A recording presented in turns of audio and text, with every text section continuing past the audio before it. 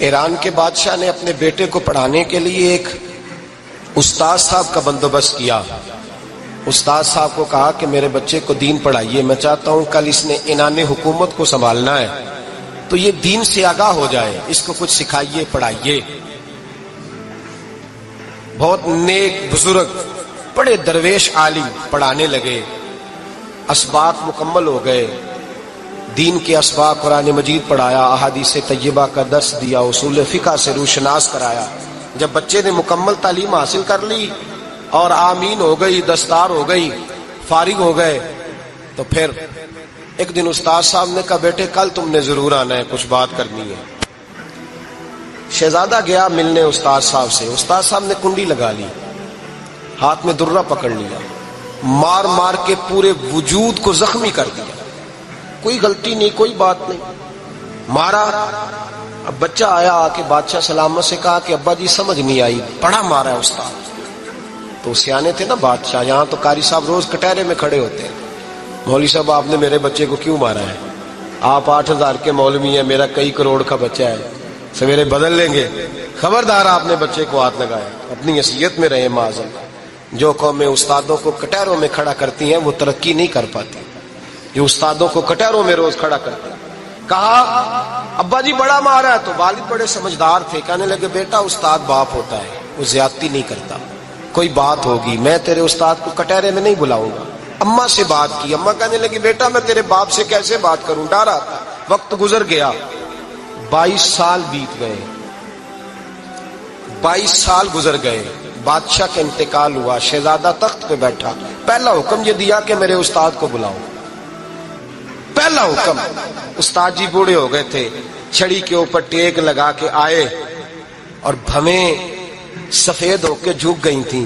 یوں آنکھ کھول کے بڑی مشکل سے دیکھا، کہنے لگے شہزادے حکم ہو. کب میں شہزادہ نہیں، اب میں بادشاہ بن گیا ہوں. استاد جی 22 سال بیت گئے، آپ نے مارا تھا، پر وہ درد چونکہ زیادتی کی تھی، میرا قصور کوئی نہیں تھا، تو نہ میری روح سے درد گیا ہے نہ میرے جسم سے گیا ہے. میں بے اختیار تھا، پوچھ نہیں سکتا تھا، آج با اختیار ہوا ہوں. سب سے پہلے پہلا حکم آپ کو دیا، بلایا ہے، بتائے کیوں مارا تھا، کیوں مجھے مارا تھا، میری زیادتی بتائے.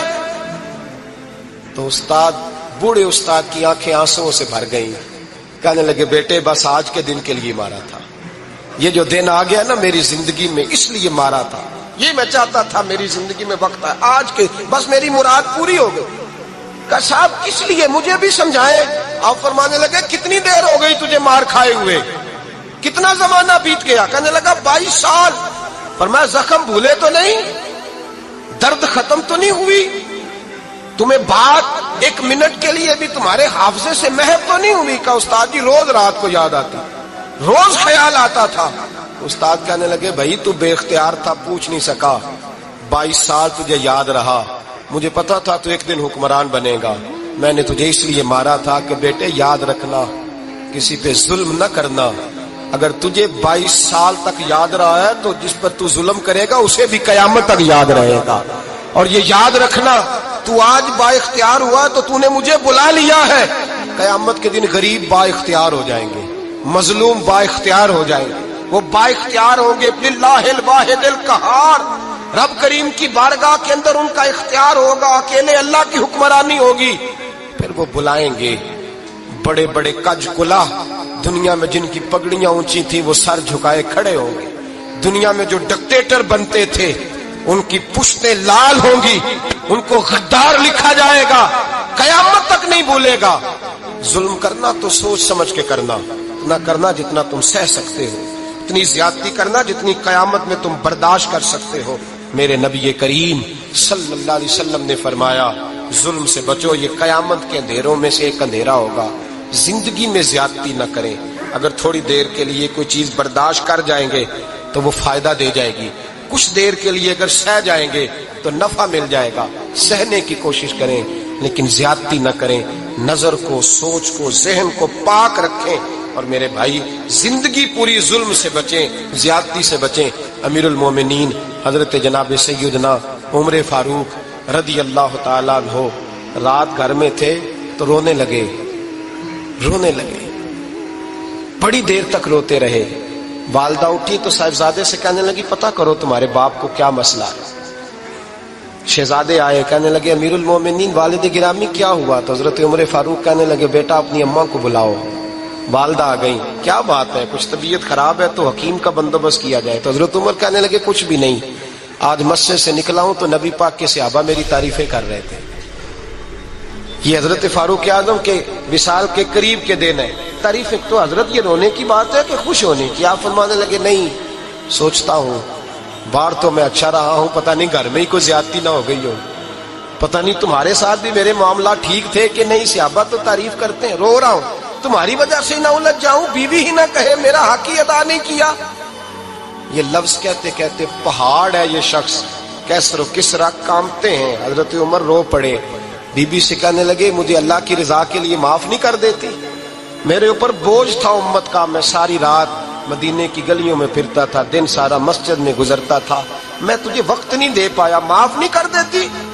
تو زوجہ کہنے لگی نہیں عمر، میں نے بھی زندگی میں اپنا کوئی سکھ چین نہیں دیکھا، کوئی چاؤ پورا نہیں کیا، میں کیسے معاف کر دوں؟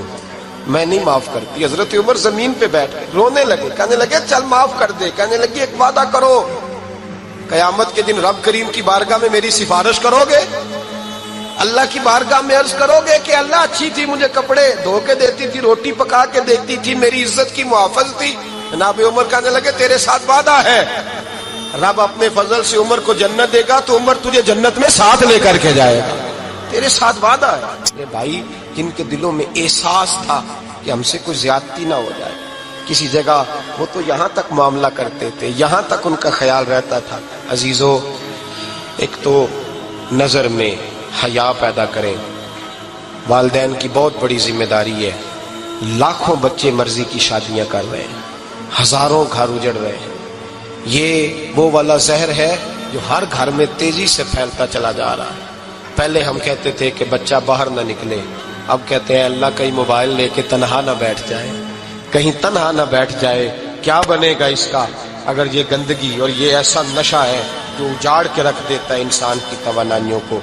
ایک تو ذہن کو، طبیعت کو پاک رکھیں، دوسرا زیادتی کبھی نہ کریں۔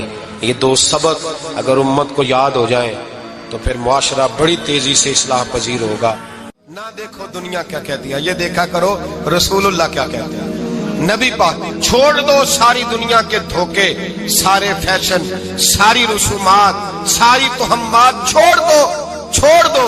نبی پاک کی غلامی عزت ہے، حضور کی غلامی۔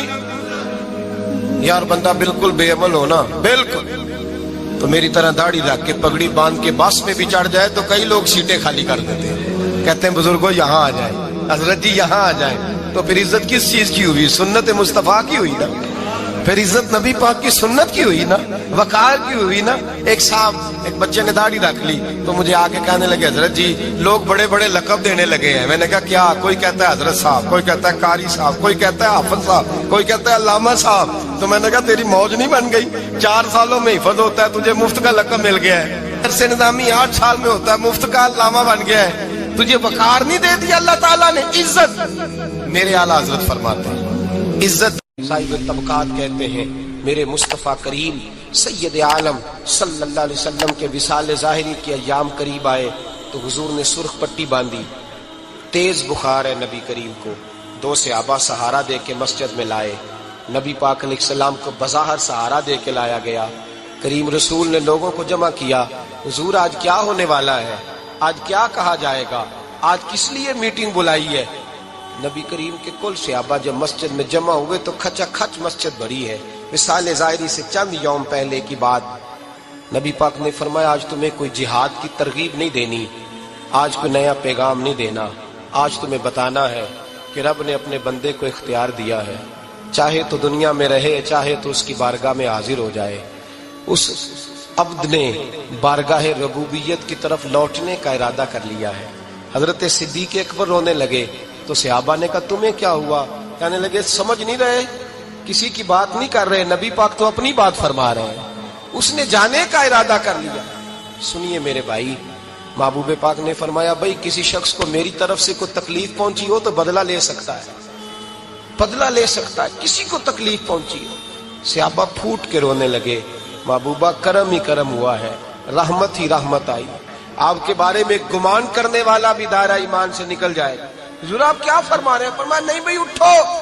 पीछे से जनाब अकाशा बिन मोहसन उठे, हाथ कांपते हैं, आगे बढ़े, कहने लगे या रसूल अल्लाह, एक जंग के मौके पर आपने दुर्रा मारा था, नंगी पीठ पर सफ़ें सीधी कराते, बात दिल में रह गई है, मैंने बदला लेना है।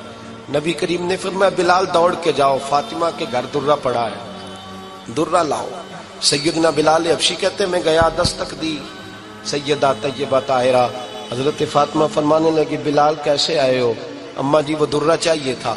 सैयदा को तशवीश हुई, कहने लगे बिलाल ना तो जंग पे जाना है, ना जिहाद है, ना कोई ऐसा मौका है, हुजूर की तो तबीयत मुबारक मज़ाहर बड़ी अलील है, दुर्रा क्या करेंगे?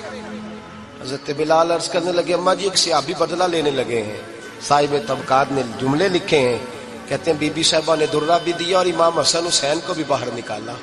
फरमाने लगी अकाशा से कहना 100 दुर्रे मारे, इन दो शहजादों के जिस्म पर नबी पाक के करीब न जाए, मैंने 2 बच्चे पैदा ही अपने महबूब पर कुर्बान करने के लिए किए, इनको ले जा। हजरत बिलाल कहते मैं 2 शहजादे लेके आया, और जब दरवाजे में मैं लेके पहुंचा तो नबी पाक ने देखा तो आंखों में आंसू आ गए। फरमाया इनको बिठा दो, मुझे पता है फातिमा ने क्या कह के भेजा है। हजरत सैयदना बिलाल फरमाते दुर्रा मैंने जनाब अकाशा को दिया। हजरत अकाशा दुर्रा लेके आगे जो बढ़े तो हजरत अबू बकर सिद्दीक ने उनके पैरों पे हाथ रखा, फरमाया अकाशा मेरी तरफ आ यार, मुझे मार दुर्रे, नबी पाक के करीब ना जा। मुस्तफा करीम ने फरमाया अबू बकर तू हट जा, इसे आने दे।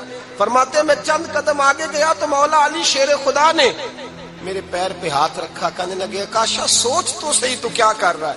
हुजूर ने फरमाया अली हट जाओ, मेरा और उनका मामला है। जनाब अकाशा आगे बढ़ रहे, नबी करीम ने फरमाया मैं अपनी उम्मत को दर्श देना चाहता हूँ, खबरदार खबरदार जिंदगी में तुम्हारे हाथ से जुबान से किसी को तकलीफ ना पहुंचने पाए, खबरदार। याद रखना वो माशरे बिगड़ जाते हैं, वो माशरे तबाह कर दिए जाते हैं जहां जुल्म होता है, जहां ज्यादती होती है, जहां लोगों को सताया जाता है। महबूब करीम के करीब आए हजरत अकाशा का, हुजूर मेरी पीठ नंगी थी, आप भी जरा कपड़ा हटाइए। नबी करीम ने पीठ से कपड़ा हटाया, जनाब अकाशा ने दुर्रा जो उठाया तो सहाबा की चीखें निकली। हजरत अकाशा ने दुर्रा दूर फेंका, हुजूर के बतने अतहर से लिपट गए, चूमने लगे, कहने लगे हुजूर वो तो सफे सीधी कराते लग गया था, आपने कहा मारा था? या रसूल अल्लाह मैं तो बहाना बना रहा था कि जाती दफा मुझे वजूद चूमने का मौका नसीब हो जाए, मुझे ये मौका नसीब हो जाए। मेरे हबीब ने फरमाया जिसने जन्नती देखना हो मेरे अकाशा की जियारत कर ले। हजरत सलमान फारसी गवर्नर थे, खाना खा रहे थे, दस्तरखान बिछा था, रसूल पाक सल्लल्लाहु अलैहि वसल्लम का फरमान है रोटी का लुकमा दस्तरखान पे गिरे उठा के खा लो, अल्लाह तुम्हारी बख्शिश फरमा देगा।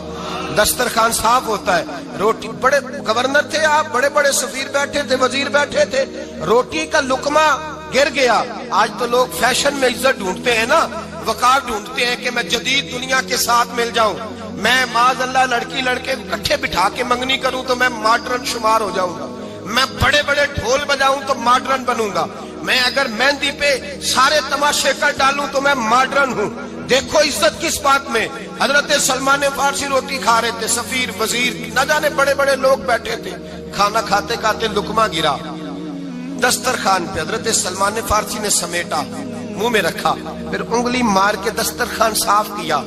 एक सहाबी कान में कहने लगे सलमान क्या कर रहे हो, क्या कर, आप गवर्नर है, सोचिए तो सही, ये लोग क्या कहेंगे दुनियादार के मुसलमानों को रोटी नहीं मिलती, उठा उठा के खा रहे। कान में बात की, कान में। हजरत सलमान फारसी कान में जवाब दे सकते थे, कह सकते थे नहीं ऐसे ही करना है, उन्होंने कान में बात की, लेकिन जनाब सलमान फारसी आला ऐलान बोले, कहने लगे इन 4 5 6 दुनियादारों के लिए मैं अपने नबी का तरीका छोड़ दूं, अपने रसूल की सुन्नत छोड़ दूं? ये 4 5 दुनियादार दुनिया की तरफ देख के मैं मुस्तफा से मुंह मोड़ लूं? फिर जोश जज्बात में सर से पगड़ी उतार दी, रोने लगे। आप फरमाने लगे मैं मदीने के बाजारों में खजूरें उतारता था, नौकरियां करता था, ये जो मेरे सर पर इज्जत के बाल है ये मोहम्मद अरबी के उगाए हुए हैं, रसूलुल्लाह के उगाए हुए हैं। और भाइयों हद हो गई।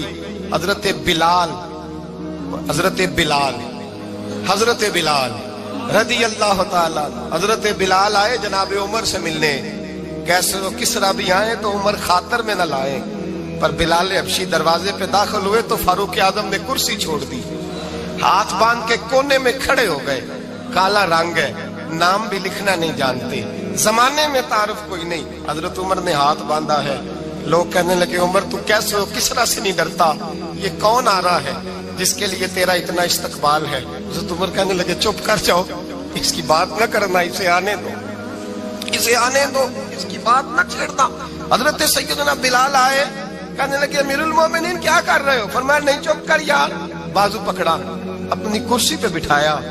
हजरत बिलाल कहने लगे हुजूर मैं गुलाम हूँ, मुझे तो तरीके भी नहीं आते इन कुर्सियों पे बैठने के, मैं तो गरीब माँ का बेटा, गुलाम बाप की औलाद, सलीकन, ये आप क्या कर रहे हैं। तो हजरत उमर कहने लगे बिलाल था तो तू गुलाम ही, पर जब से मुस्तफा का गुलाम बना है तू हमारा इमाम बन गया है, अब तू इमाम है रसूलुल्लाह की उम्मत का। फरमाया वो मुझे दिन याद है जब मक्का फतह हुआ था, बुत टूट गए थे, बड़े बड़े सरदार थे, और मेरे नबी ने फरमाया बिलाल से कहो काबे की छत पे चढ़ के अजान दे। तो लोगों ने कहा हुजूर ये सारे जल गए हैं, किसी और की ड्यूटी लगा दे। हुजूर ने फरमाया चुप करो, बदर में मार खा के अजान पड़े तो बिलाल, ओहद में पत्थर बरसे अजान पड़े तो बिलाल, तपते सहराओं में पड़े तो बिलाल, हर जगह मार खाए तो बिलाल। और आज अगर अल्लाह ने इज्जत दी है तो मैं लोगों को देख के बिलाल को इज्जत ना दूं। मैं बताना चाहता हूं कि रसूलुल्लाह की गुलामी में इज्जत है। फरमाया कोई ऊपर नहीं चढ़ेगा, अबू बकर भी नीचे, उमर भी नीचे, उस्मान और अली, तलहा और जुबैर भी नीचे। आज ये हबशी गुलाम काबे की छत पे चढ़ेगा और मैं दुनिया को बताऊंगा कि असल इज्जत उसी के पास होती है जो रसूलुल्लाह का गुलाम हुआ करता है। हजरत बिशर आफी रहमतुल्लाह अलैह से सारा जमाना प्यार करता था। बगदाद का एक ताजर कहता है मुझे नहीं बाबा अच्छा लगता था। हमारा अपना अपना ज़हन है ना, हम कहते हैं मैंने जिधर सारी दुनिया जा रही है वहां नहीं जाना। कहते हैं कि वो बाबा मुझे नहीं अच्छा लगता था, हालांकि सारा बगदाद इज्जत करता। क्यों नहीं अच्छा लगता था? कहते इसलिए कि बाबा ना सिर्फ फर्ज मस्जिद में पढ़ता था, बाकी नमाज घर जा। तो मैं कहता था इतना वली है तो बाकी भी मस्जिद में पढ़े। कहते एक दिन मैंने कहा जसूसी करनी है इसकी, जो कि इस्लाम में मना है। कहते हजरत बिशर आफी रहमतुल्लाह अलैह ने जुमे के फर्ज पढ़े, फर्ज पढ़ के निकल गए दौड़ के। फरमाते मैं पीछे हो गया, मैंने कहा आज मैंने सुन्नतें छोड़ दी हैं पर इसका पता करना है, सुन्नत नफल बाद में पढ़ूंगा। कहते हैं हजरत बिशर आफी जल्दी से ना एक कबाब वाली दुकान पे गए, वहां से कबाब खरीदे।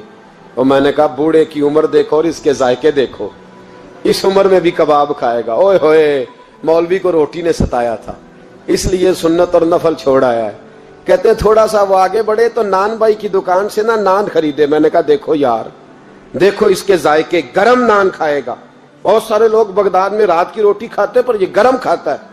कहते हैं हजरत वो नान और कबाब लेके ना जंगल की तरफ मुड़े तो मेरे दिल में ख्याल आया यार बड़ा ही इस आदमी का अजीब जहन है, ये अब सब्जे पे बैठ के यहाँ मौज करेगा, खाए पिएगा और सुन्नत नफल छोड़ दी। अल्लाह हजारों मुरीद है।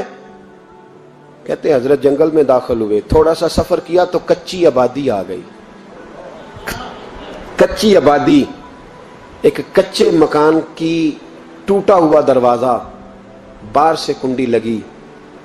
बगदाद के नंगे पांव चलने वाले हजारों मुरीदों के उस पीर ने कुंडी खोली, अंदर गए, एक फालज ज़दा बाबा जी बैठे। कहते हजरत बिशर आफी ने अपनी एक पगड़ी खोली और उस आदमी के मुंह से पानी निकल रहा था, राल टपक रही थी। कहते पहले अपनी पगड़ी से मुंह साफ किया, फिर प्याले से पानी डाल के मुंह धोया, फिर हजरत उसके टांगों पे कपड़ा डाल के रोटी का लुकमा तोड़ के उसके मुंह में डाल के कहने लगे बाबा नाराज ना होना, जुमे वाले दिन मुझे देर हो जाती है, अभी तो मैंने सुन्नत और नफल भी पढ़ने हैं, नाराज ना होना, मुझे देर हो जाती है। कहते हैं वो बाबा रो पड़ा और कहने लगा बिशर यार 14 साल हो गए तू रोज आता है। 14 साल, ये एक सदी का किस्सा है, 2-4 बरस की बात नहीं। 14 साल से तू रोज आता है, मैं पता नहीं कब तक लाश बने पड़ा रहूंगा, तू कब तक आएगा। हजरत बिशर आफी ने बाबे के यहाँ से पूछ के कहा बाबा फिक्र न कर, आज के बाद ये जुमला ना कहना कि तू मेरे लिए बोझ है। फरमाया लोग समझते हैं कि मैंने इबादत करके